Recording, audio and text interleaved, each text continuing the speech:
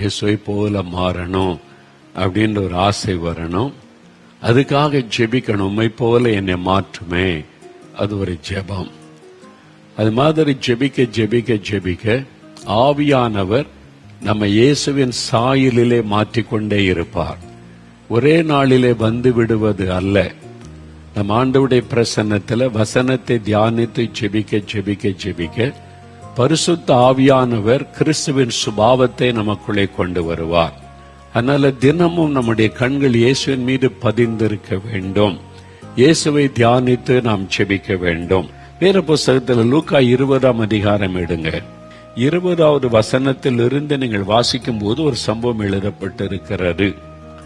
அதுல ஒரு வசனம் வாசிக்கிறேன் பாருங்க. அவர்கள் சமயம் பார்த்து தேசாதிபதியின் ஆளுகைக்கும் அதிகாரத்திற்கும் அவரை ஒப்பு கொடுக்கும்படி இயேசுவனுடைய பேச்சிலே குற்றம் கண்டுபிடிக்கலாம் என்று தங்களை உண்மை உள்ளவர்களாய் காண்பிக்கிற வேவுக்காரரை இயேசுவனிடத்தில் அனுப்பினார்கள்.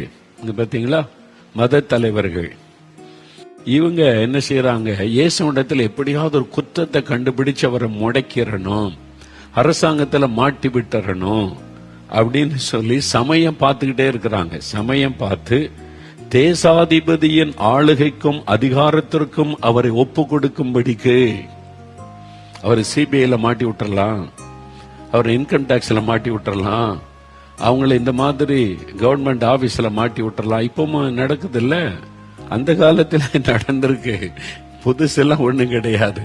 21ஆம் வசனத்துல பாருங்க. அவர்கள் வந்து, போதகரே, நீர் நிதானமாய் பேசி உபதேசிக்கிறீர் என்றும் முகத்தாட்சணியம் இல்லாமல் தேவனுடைய மார்க்கத்தை சத்தியமாய் போதிக்கிறீர் என்றும் அறிந்திருக்கிறோம். முதல்ல இயேசுவை புகழ்றாங்க. ஏன்னா அவங்க தந்திரவாதிகள், தந்திரமா இயேசுவின் பேச்சில குற்றம் கண்டுபிடிக்க வர்றாங்க. சொல்லும் போதே பாத்தீங்களா, அவங்களுக்கு தெரியுது இயேசு நிதானமாய் பேசுகிறவர். இதான் ரொம்ப முக்கியம். இயேசுவை போல நிதானம் நமக்கு ரொம்ப அவசியம். அவசரப்படக்கூடாது, நிதானமாக நம்ம செயல்படணும், நம்ம நிதானமா பேசணும், அவசரப்பட்டு பேசிடக்கூடாது. ஒரு முடிவெடுக்கிறதுக்கு முன்னால யோசிக்கணும், முடிவெடுத்துட்டு பிரச்சனை வந்த பிறகு யோசிக்க கூடாது. நம்ம முந்தி நிதானமா யோசித்து ஜெபமணி முடிவெடுத்தா தப்பா இருக்காது. அவசரப்பட்டு பேசிட்டு அப்புறம் ஐயோ அவசரப்பட்டு பேசிட்டனோ அப்படின்னு வருத்தப்படக்கூடாது. இயேசு கிறிஸ்து பாருங்க, நிதானம், வசனம் சொல்லி நிதானமாய் போதிக்கிறவர். இப்போ அதனால இயேசு யார்ட்டையும் கோவப்படாதபடி நிதானமாய் பதில் சொன்னார். இவங்க குற்றம் கண்டுபிடிக்க வந்திருக்கிறான். இயேசுக்கு நல்லா தெரியும், இவன் புகழுவதே நம்மகிட்ட குற்றம் கண்டுபிடிக்க புகழுகிறான். அவர் கேள்வி கேட்கிறார், ராயனுக்கு வரி கொடுக்கிறது நியாயமோ அல்லவோ எங்களுக்கு சொல்லும் அப்படின்னு கேட்கிறான். பாத்தீங்களா, ஒரு கேள்வி கேட்கிறான். ராயனுக்கு வரி கொடுப்பதுன்னா இவங்க யூதர்கள், அவங்க ரோமர்கள் ஆட்சி பண்றாங்க. நம்ம எப்படி இந்தியாவை வெள்ளையர்கள் ஆட்சி பண்ணி வெள்ளையர்கள் வரி வசூலித்த போது அதை நம்ம இந்தியர்களை எதிர்த்தாங்க. வரி கொடா இயக்கம் அதெல்லாம் ஏற்படுத்தி வரி தரமாட்டோம் அப்படிலாம் சொல்லி எதிர்த்தாங்க. வெள்ளையர்களை நம்ம நாட்டை விட்டு அனுப்புவதற்கு போராடினாங்க. இப்போ அதே மாதிரி இவங்களை வரி கொடுக்க வேண்டாம் அப்படின்னு சொன்னா கவர்மெண்ட்டுக்கு எகேன்ஸ்ட் அது. அப்ப அரசாங்கம் அவங்க மேல ஆக்ஷன் எடுக்க, இயேசுவின் மேல. அப்படி இயேசுவை மாட்டி விடணும். சரி வரி கொடுங்க அப்படின்னு சொன்னா யூதர்கள் கொதிச்சிருவாங்க. எப்படி நீ நம்ம அவங்கள அடிமையா இருக்கிறவங்களுக்கு வரி கொடுக்க சொல்லலாம்? அப்ப என்ன பதில் சொன்னாலும் சிக்கல் தான். வரி கொடுங்கன்னாலும் பிரச்சனை, கொடுக்க வேண்டாம்னாலும் பிரச்சனை. வரி கொடுக்க கூடாதுன்னா கவர்மெண்ட் ஆக்ஷன் எடுக்கும், வரி கொடுங்கன்னா மக்கள் கொதிச்சு எழும்பிடுவாங்க, தூண்டி விடுவது. இந்த மாதிரி தந்திரமான ஒரு கேள்வி கேட்கிறாங்க. இப்போ இயேசு என்ன பதில் சொல்றது யோசித்து பாருங்க. அவர்களுடைய தந்திரத்தை இயேசு அறிந்து, இப்போ இயேசு நீங்கள் ஏன் என்னை சோதிக்கிறீங்க அப்படின்னு கேட்டுட்டு அவசரப்பட்டு என்ன பதில் சொல்லலாம், எஸ் சொல்லாமா நோ சொல்லலாமா அப்படிலாம் நினைக்கல. பிதா கிட்ட இருதயத்துல ஜெபிச்சிருப்பார். இவங்களுக்கு என்ன பதில் சொல்ற ஆண்டவரே, இருதயத்திலே அவர் விண்ணப்பம் பண்ணி இருப்பார் நிதானமா. ஆண்டவர் இப்ப பதில் சொல்றாரு, உங்கள்கிட்ட ஒரு பணம் இருந்தா கொண்டு வாங்க, பணத்தை எனக்கு காண்பீங்க அப்படி சொன்ன ஒருத்தன் காயின் எடுத்து காமிக்கிறான். இந்த காயின்ல சொரூபம் இருக்கும். இது யாருடைய சொரூபம்? என்ன ரோமர்கள் ஆட்சி பண்றாங்க, அவங்க தான் நாணயத்தை பிரிண்ட் பண்ணி இருக்கிறாங்க. இது ராயனுடையது, ரோமருடைய அந்த தலைவர் ராஜா ராயனுடையது. இயேசு சிம்பிளா பதில் சொன்னார், ராயனுடையதே ராயனுக்கும், தேவனுடையதே தேவனுக்கு செலுத்துங்கள். அவ்வளவுதான். குற்றம் கண்டுபிடிக்க முடியல.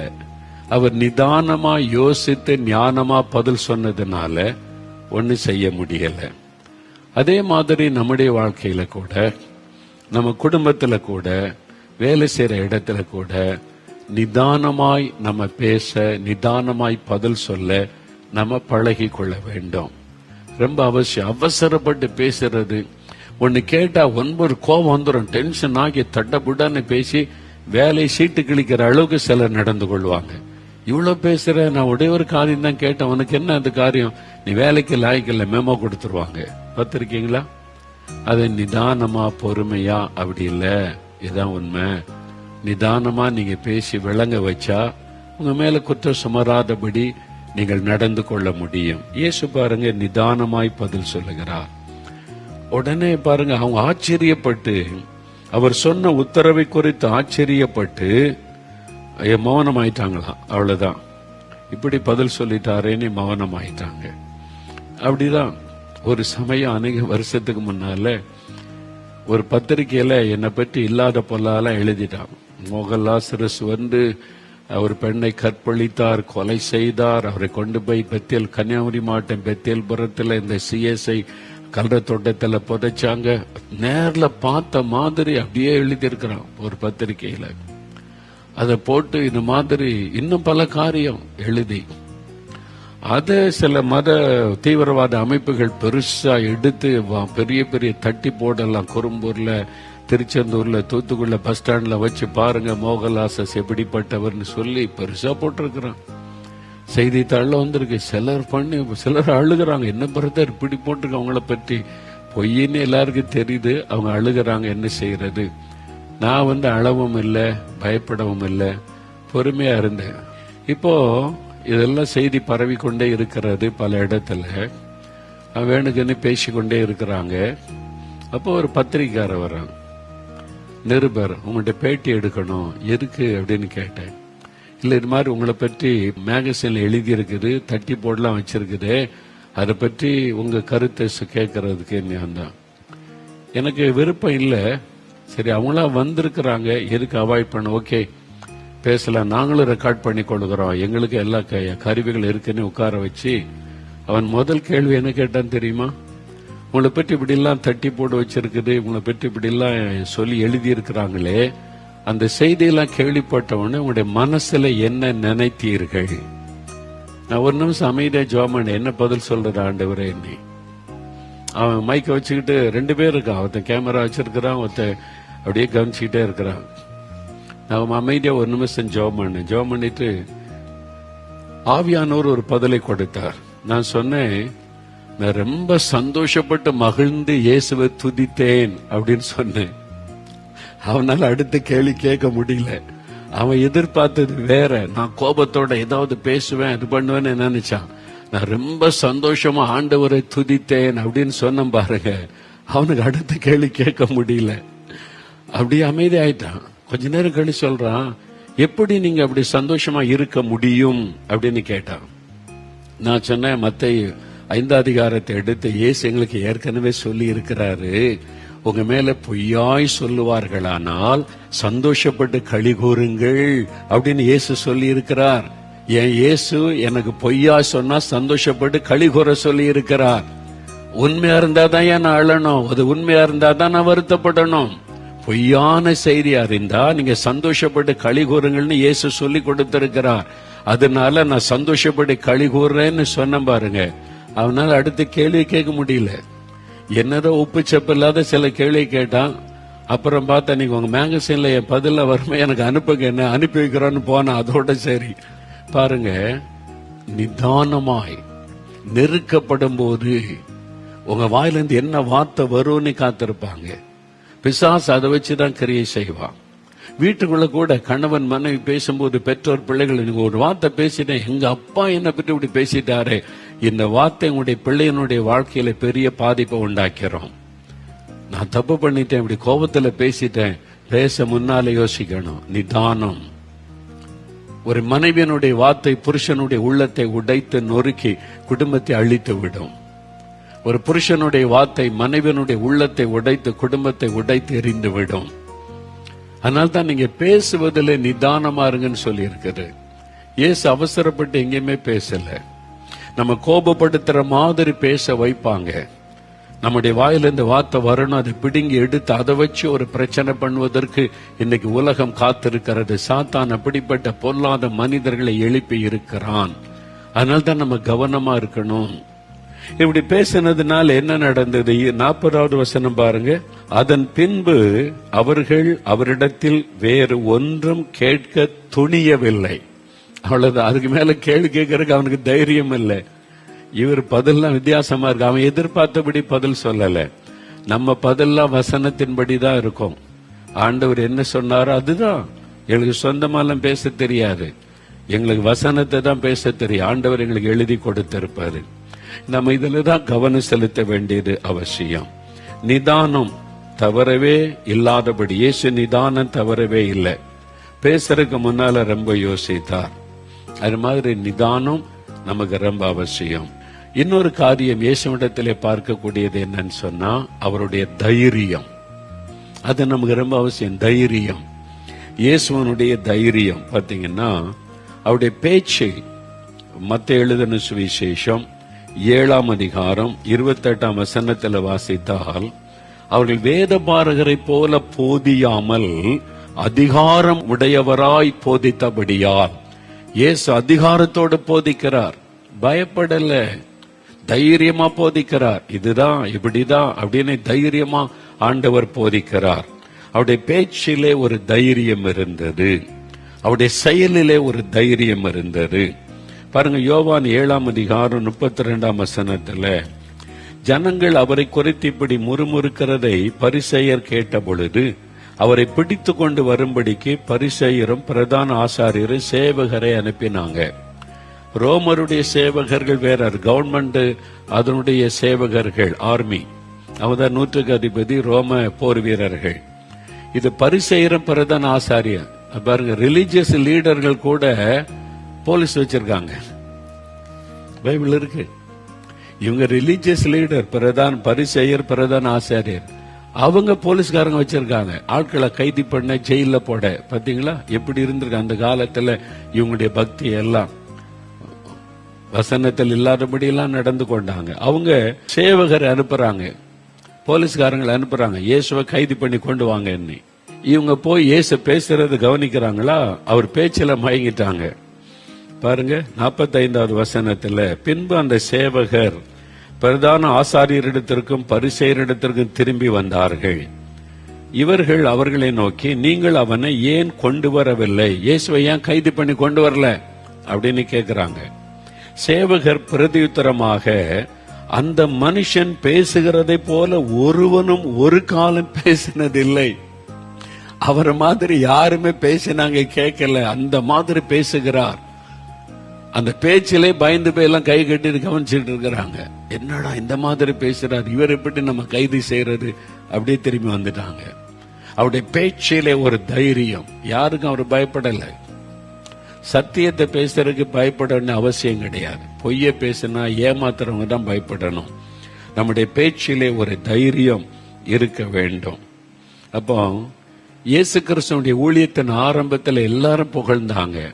ஆனா ஊழியம் வளர வளர வளர அவருக்கு எதிர்ப்புகள் பெருக ஆரம்பித்தது. பைபிளை நல்லா வாசிங்கன்னா அவருடைய புகழ்ச்சி பெருக பெருக, ஊழியம் பெருக பெருக, மக்கள் மத்தியில புகழ் பெருக பெருக, அவருக்கு எதிர்க்கிறவங்களும் பெருக ஆரம்பித்தாங்க.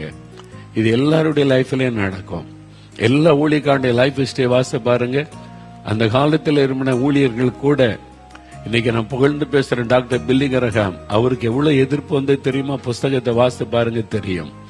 Oral Robert, T.L. ஆஸ்பான், தேவனால் வல்லமாய் பயன்படுத்தப்பட்ட எல்லா ஊழியருக்குமே எதிர்ப்புகளும் பெருகி கொண்டே இருந்தார். ஏன் நம்ம ஊர்ல பாருங்களேன், மிஷினரிகளுக்கும் ஒரு பக்கம் அப்படி இருந்த ஒரு பக்கம் எதிர்ப்புகள். மிஷினுடைய லைஃப் ஹிஸ்டரி வாசித்து பாருங்க. ரேனேஷ் மிஷனரி வாசித்து பாருங்க, தியாகத்தோடு எத்தனை சபைகளை ஸ்தாபித்தவர்.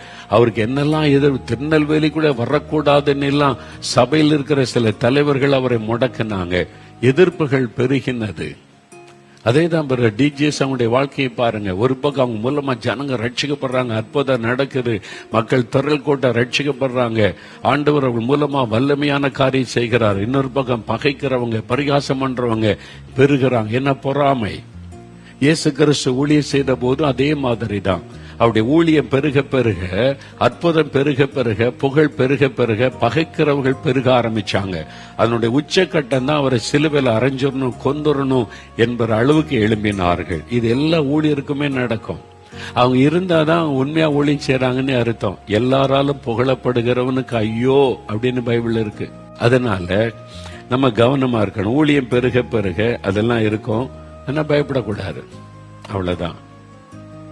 நான் ரட்சிக்கப்பட்ட ஆரம்ப காலத்துல எல்லாரும் புகழ்ந்தாங்க. 4 மாடிக்கு வந்தா பக்கத்து சர்ச்செல்லாம் பிரசங்கம் பண்ண போனா, ஓ இந்த தம்பி இந்து குடும்பத்துல வந்து இப்படி பேசுறாரு அப்படி பேசுறா புகழ்ந்தாங்க. அப்ப இந்த வசனம் என்கிட்ட பேசிச்சு, எல்லாராலும் புகழப்படுகிறவனுக்கு ஐயோ.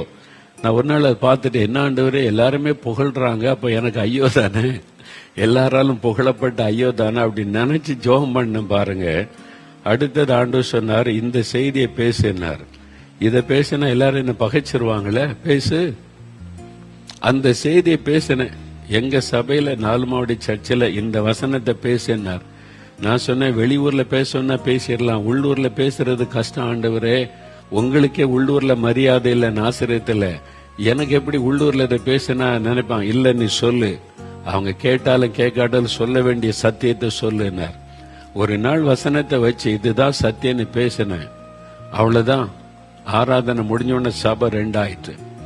ஒரு கூட்டம் எப்படி இதை பேசலாம், எப்படி இதை, நான் வசனத்தை தான் பேசினேன், எப்படி இதை சொல்லலாம். நீ ஒரு கூட்டம் இது கரெக்ட், இந்த சத்தியம் நம்ம சபைக்கு தேவை. பாதி பேர் நமக்கு சப்போர்ட், பாதி பேர் எதிர்ப்பு. சபை தலைவர்களா எதிர்ப்பா, இனி பேச விட 7 வருஷம் எங்க சொந்த சர்ச்சில் பேச விட மாட்டாங்க. என் சொந்த சர்ச்சில் எனக்கு பிரசங்கத்து கேட்டேன் கிடையாது, பேச விட. அது மாத்திர என்னை தாக்கி பேச ஆள் கூட்டிட்டு வருவாங்க. ஆனா ஆண்டவர் சொன்னார், அதே சர்ச்சுக்கு தான் நீ போனோம், அந்த சபை விட்டு எங்கேயும் போக கூடாது.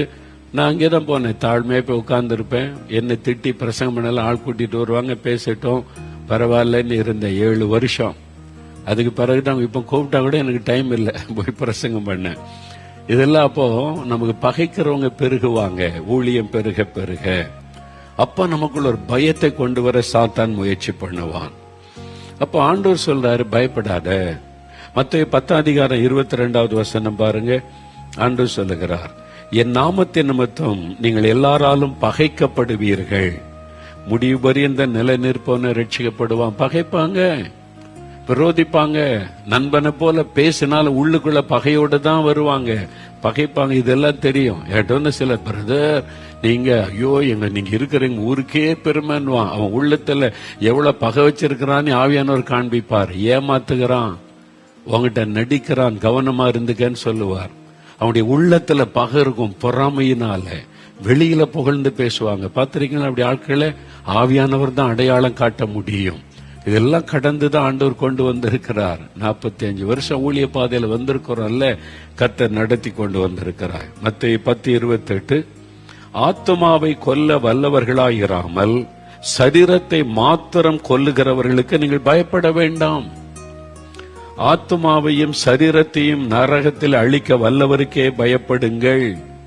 நம்மளை அழிக்கணும்னா இந்த சரீரத்தை மட்டும்தான் அழிக்க முடியும். ஆத்மா பரலோகத்தில் இயேசுவோடு இருக்கும்ல, பிறகு எதுக்கு பயப்படணும்? நம்மள என்ன செஞ்சிட முடியும் நினைக்கிறீங்க? போய் கேஸ் போட்டு ஜெயில அடைக்க முடியும், அவ்வளவுதானே செய்ய முடியும்.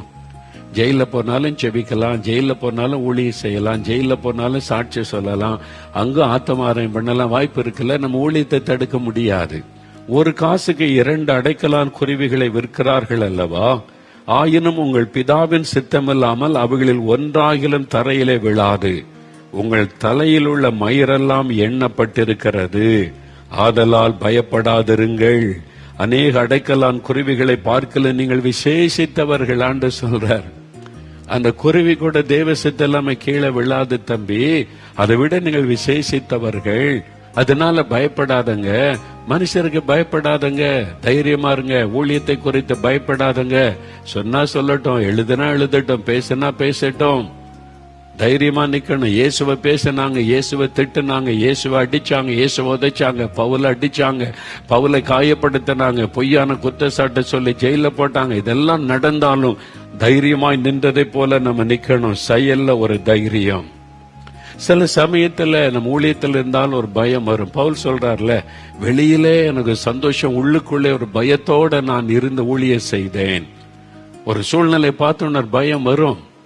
மனுஷன் தானே, நேச்சுரல். ஆனா அடுத்த நிமிஷம் ஆவியானவர் பலப்படுதோ, பயப்படாத, நான் கூட இருக்கிறேன், நான் உன் கூட தான் இருக்கிறேன். யார் என்ன உனக்கு விரோதமா எழும்பினா என்ன, உலகமே உனக்கு விரோதமா எழும்பினாலும் பயப்படாத, நான் உன்னோடு இருக்கிறேன். இந்த வார்த்தை தான் என்னை தைரியப்படுத்தி நடத்துகிறது. ஜெபிக்கிறீங்களா? இருதயத்துல கை வைங்க, ஒரு நிமிடம் ஜெபம் பண்ணுங்க. ஜெபம் பண்ணுங்க. இயேசுவே, உம்மை போல நிதானமாய் பேசுகிற இருதயத்தை எனக்கு தாரும், நிதானமாய் பேசுகிற குணத்தை எனக்கு தாரும். அவசரப்பட்டு கோபப்பட்டு வீணான வார்த்தைகளை பேசிவிடாதபடி ஆண்டவரே, என் வார்த்தைகள் ஆண்டவரே நிதானமாய் ஞானமுள்ளதாய் சுருக்கமாய் இருக்க வேண்டும். என் நாவை காவல் வைத்தருளும். என் உதடுகளை ஒப்பு கொடுக்கிறேன். நிதானமாய் காரியங்களை நிதானித்து பேச எனக்கு உதவி செய்யும். இயேசுவை போல என் பேச்சில, செயல்ல, நடக்கல எல்லாம் நான் தைரியமா இருக்கணும், பயப்படக்கூடாது. எந்த சூழ்நிலையில மனுஷரை குறைத்த பயம் இருக்கக்கூடாது, பிசாசை குறைத்த பயம் இருக்கக்கூடாது. நான் எப்பொழுது மன தைரியமாயிருக்கிற அந்த தைரியம் எனக்குள் வரட்டும். இயேசுவே, உம்மை போல தைரியம் எனக்குள் வருவதாக. பயப்படாதீர்கள், பயப்படாதீர்கள் என்று சொன்னீரே, அந்த வார்த்தையின் ஆசீர்வாதம் எனக்குள்ளே, எங்களுக்குள்ளே வரட்டும் இயேசுவின் நாமத்தில். பயமெல்லாம் விலகட்டும் இயேசுவின் நாமத்தில். இயேசுவின் நாமத்தில் ஜெபிக்கிறோம் பிதாவே. ஆமென், ஆமென்.